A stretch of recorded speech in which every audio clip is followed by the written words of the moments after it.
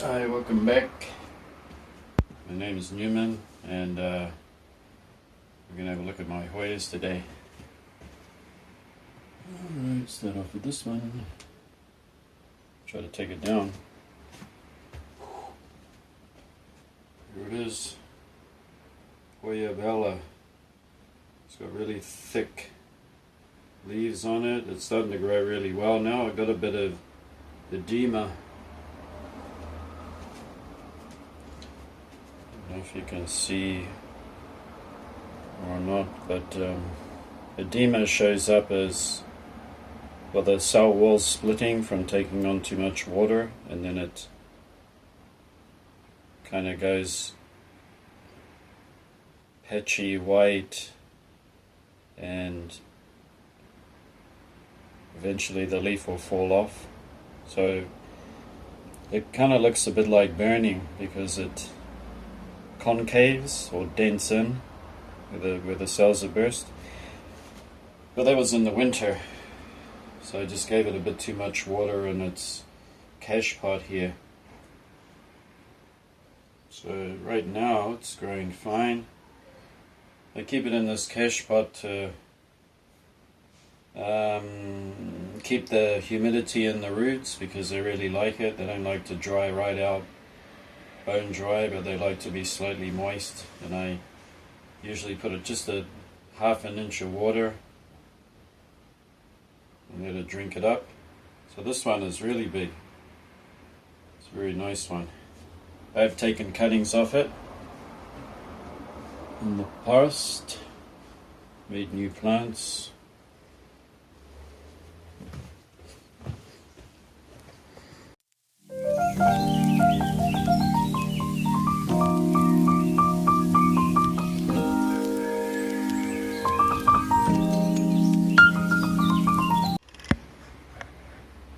On that first video with me with the Hoya Bella, my head got cut off.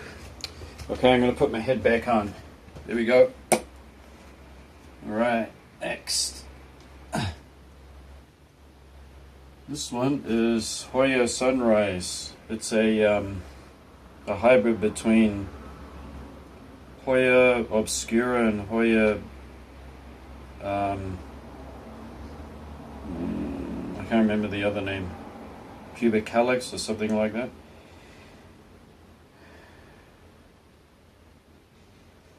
Over here you can see all these peduncles that are all coming away with blooms. It's already bloomed once off 4 peduncles. The flowers stay open for about 3 to 4 days. So that's pretty good for a Hoya. It's got lovely sun stress on it because it's hanging in a southern window, so that's maximum sunlight there. By the way, the southern window gets a lot more sun during the winter, and in the summertime the sun's higher in the sky, so it's shadier. So it's like intermediate, not intermediate, it's like really bright. Really bright light, but the sun is just away from the window, just that little bit, so it's kind of ideal for the summer. And this one is growing in a cache pot too, and I have taken cuttings off it many times. That's why it's not such a long bushy plant, but I can't afford to have it too big, too heavy. It might pull down the railings or bend them. I have had root rot issues because I've watered too often, and that's just a matter of watering it in the winter, and then about 2 or 3 days later, or about a week later, if it's still moist, don't water it again. And if it does have any water in the bottom, make sure that you tip it out. But during the growing season, I keep just a little bit, like a half inch of water in the bottom. If it drinks it all up, that means that it wants more. If it hasn't, I get rid of that water and I let it dry I let it dry out for the next 2 or 3 days, and I'll water it again. But the mix is bark and chunky pumice, So there you have it. This is one of the most fragrant Hoyas by far. That's why I keep it. This next one I've had for many years, and I bought it at Malaika, which is a store here in Japan that specializes in jewelry and also exotic ornaments from Africa and Asia and those kind of things. And they also have a greenhouse that has Hoyas in it, like this one. This is Hoya Matilde, and this is my original plant. You might have spotted a couple of yellow leaves. It does that. It's letting me know that it wants just a little bit more feed and to be hydrated a bit more, because I let it dry out between watering. It's not bone dry, but I'll let it dry out. Like, I'll give it a water and then a week later I'll water it again. But I've had to up the watering maybe 2 times a week. And once again I check the plant has drunk the water or not, and if it needs more, and it has the reservoir. So this is growing in a terracotta pot, so it dried out kind of too fast. So once again, the roots like to be humid, slightly moist. So I put it in here, and the roots are actually growing out down inside here. So it actually gets water from water roots now. And the terracotta pot doesn't go all the way to the bottom of this. It's a good inch away. So yeah, the yellowing leaves just let me know that it's trying to suck nutrients and that out of its old leaves to support its flowers. So just up the feed a little bit, making sure you don't feed it in the winter, of course. And then here we have the show. Here they are. Hoya Matilde flowers are blooming for me, and there is no fragrance, but tonight there will be. And it's a kind of peculiar fragrance. Some people will like it, some people won't. I've kind of gotten to like it because I just like different fragrances. I don't like all the same. So it's kind of reminds me of aniseed, if you know what aniseed is. But it's not offensive or anything. But I love its blooms, how they have little hairs on them. And it's got plenty more to come. So this is quite an old plant. I've had it for going on, it's got to be 7 years. And I have taken cuttings off it because I like propagating, and then I run out of space and then I have to give it away, which I don't mind. If I find a good somebody who really wants to grow them, I don't mind giving them away. Next, don't mind the Talansia hanging here, but this has beautiful flowers too, by the way. This is Hoya Crimson Queen, or is it Princess? I get them mixed up. It's got the inner variegated, and this one has really been putting out new growth here, and over here. It's got growth coming out of there. And especially if you look at these leaves here, they're like really dark green, really nice. And this plant has been a rescue.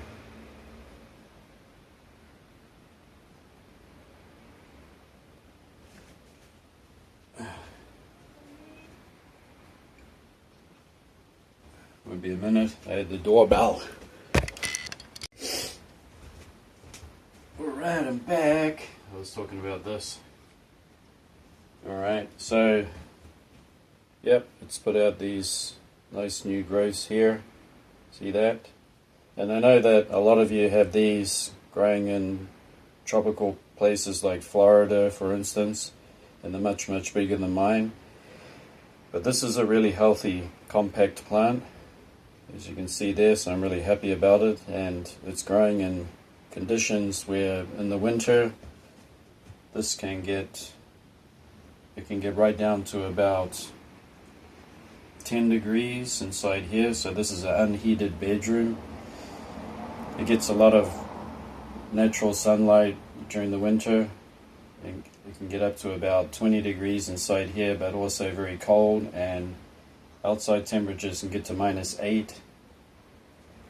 So thinking about all that stuff that these plants go through, they're pretty good with these conditions. And of course our summers are very tropical, unlike Florida. Almost the same, actually. If we just didn't have such cold winters, it would be the same.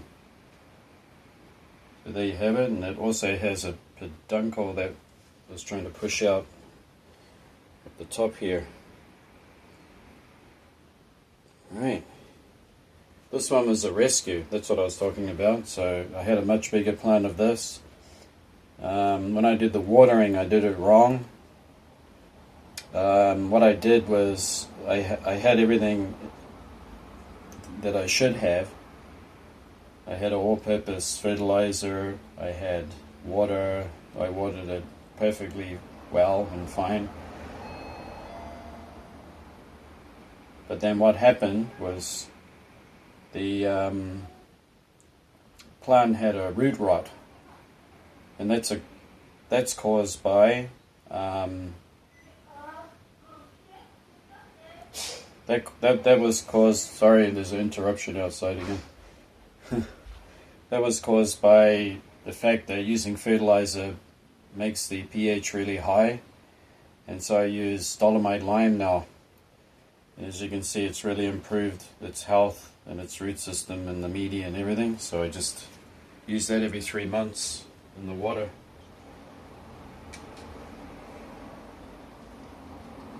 Yep. Some people don't care what you're doing, they just like to interrupt you when they want, right? Ooh, oh, over here, this is Hoya Hindu rope, and ta-da, it has flowers.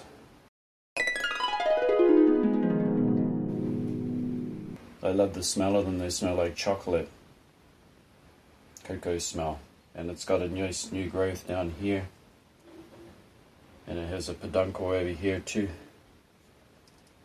See that? The growth on the top is kind of a little bit pale, but that's just because it was in super bright light during the summer and I didn't like it, so I put a little bit of a shade netting up. This plant's about 6 or 7 years old. I got it from Malika. I really love it. When it does get out of hand and too big and too long, I will take cuttings off it, and it's in its original pot inside cash pot, and in the bottom here it has large pumice stones. So if I happen to water it and it's just a little bit too much, the pumice will soak it up, no problem. It has a nice healthy root system, and it's been doing much better since I used dolomite lime, because it just helps to keep the pH a happy medium, so it's not fluctuating too much. So it's looking really healthy there.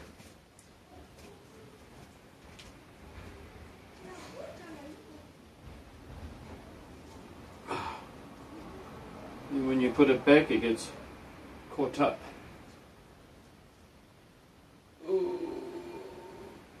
And the Ceropegia. There you go. Just to give you a quick look. There we are. This is the window they're hanging in. Oh yeah, did you see that? Beautiful Phalaenopsis there. They kind of hang up like this, see? And I am a glutton for punishment, because I just keep buying new plants and I'm trying to look for new places to hang them. But I can't help it, I love plants. And anyway, I just wanted to share that with you. And I know that a lot of you have much bigger and more beautiful plants than I do. But for my growing conditions, I'm doing pretty well, and I like to share facts and stuff that's been doing well. And about the fertilizer, I'd just like to mention that it is a liquid fertilizer and that I use well under the recommended amount, well under it. If my plants have problems with growth or anything, which they are not, as you can see, then I will up it slightly. And that's all I've been doing. And I also use dechlorinator, that's used for fish tanks, because chlorine seems to have a problem with a lot of my greener, beautiful plants here. They get brown tips and stuff like that, so I've been using that, and I've had great results with my calatheas, which I'll do another program on that for you. And that's it for today. Thanks for watching, and don't forget that looking after your plants is not a chore, it's part of your self-care. So take care of yourself, take care of your plants, and you'll feel much better for it. And until next time, I'll see you. Thanks for watching. Bye bye.